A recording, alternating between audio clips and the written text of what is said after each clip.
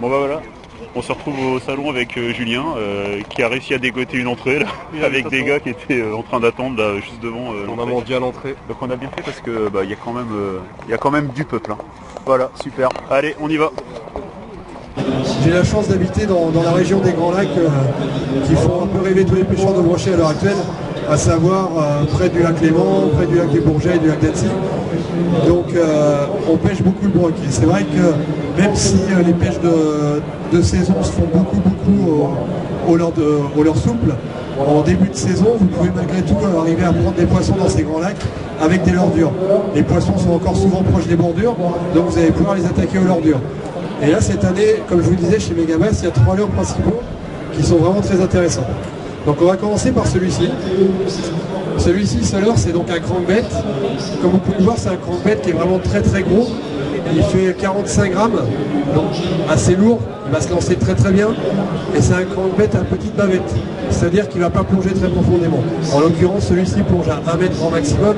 Et 1 mètre, c'est si vous utilisez la taille de ligne recommandée. Après, sinon, il va descendre un petit peu moins profond. Si vous utilisez des lignes un peu grosses, peut-être 60 cm. Voilà, donc ça, le gros avantage de ce crank, c'est que, comme je vous le disais, il va se lancer vraiment très loin et pas tirer beaucoup dans la canne du fait de sa petite bavette. Donc ce leurre s'appelle le Grenade, de par sa forme. Et comme vous pouvez voir, c'est un crank qui vibre énormément et qui va déplacer un gros volume d'eau.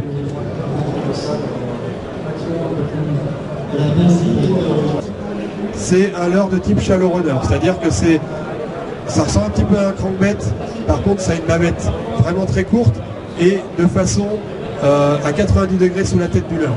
Dès que vous voyez un leurre comme ça, vous pouvez être quasi sûr que c'est un leurre qui descendra très peu dans la couche d'eau. En l'occurrence, celui-ci descend au grand maximum à 10 cm, ça ne va pas plus loin et vous pouvez même le ramener en surface.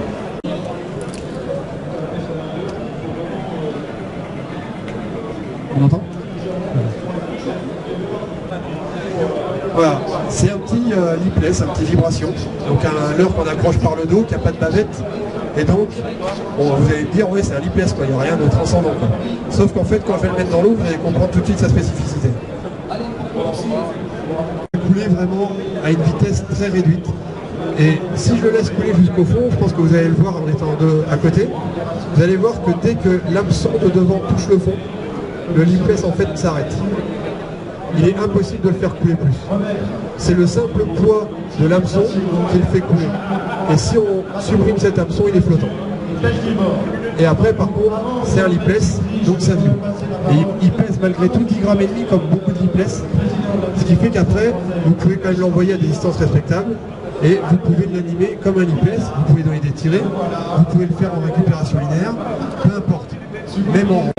Je vais monter les fissures. Donc, si vous avez besoin de compter, tout simplement, vous comptez de 20 à 25. Alors mon Juju, ça te fait rêver tout ça hein? Ah ouais, c'est impressionnant. Il y a vraiment de l'argent là.